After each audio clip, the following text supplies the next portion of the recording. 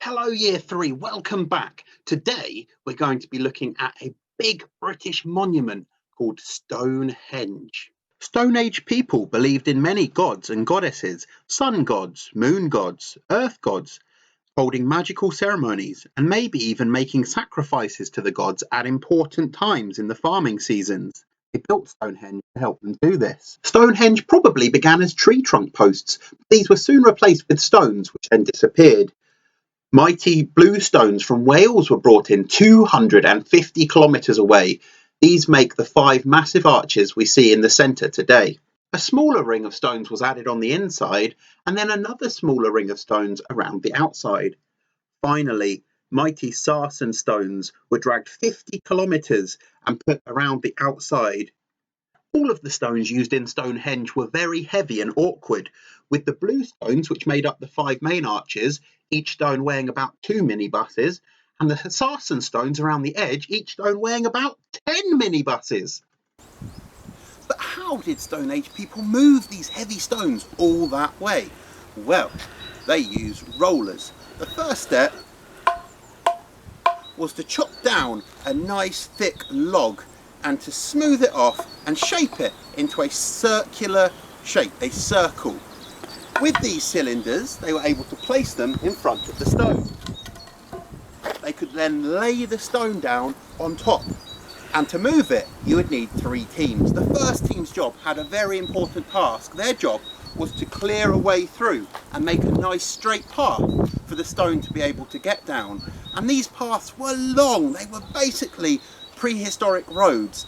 They had to travel from South Wales to Stonehenge, a distance of 50 kilometres or more. The second team's job was to move the rollers. Every time there was a roller at the back that was freed up, they would have to pick it up and move it to the front. These rollers were very heavy and it would take several people working together to lift them. The third team's job was to pull the stone. With their rope tied on, made out of bits of plant fibre like we talked about last week, they could move the stone forward. And as they moved the stone forward, rollers at the back would become free and team 2 would move those forward and the stone would continue its journey.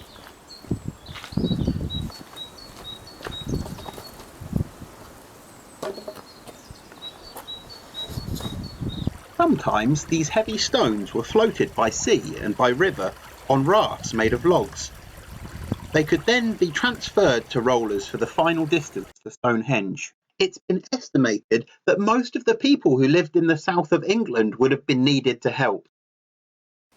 The stones that made up Stonehenge slotted together in clever ways using joints which you usually use for woodwork. The standing stones had little bobbles on the top, a lot like Lego bricks, and this allowed them to join on to the lintel stones over the top and remain securely in place. Stonehenge isn't the only henge in the UK. There are many, including 3 at Avesbury in Wiltshire. There's one called the Ring of Brodgar on the Orkney Islands in Scotland. There are 3 henges connected together in Thornborough in Yorkshire. There's another henge nicknamed Sea Henge in Norfolk. This one is made out of wood instead of being made out of stone like the others. It was preserved because it was built in an area which became a salt marsh, and as the marshy mud rose over the wooden posts and the wooden tree trunk in the middle, it kept them safe from weathering and erosion until they were discovered recently and investigated by archaeologists. Stonehenge was also used for festivals. At midsummer, the sunrise would shine directly through the back, past the main altar stone and out through the main entrance to the site.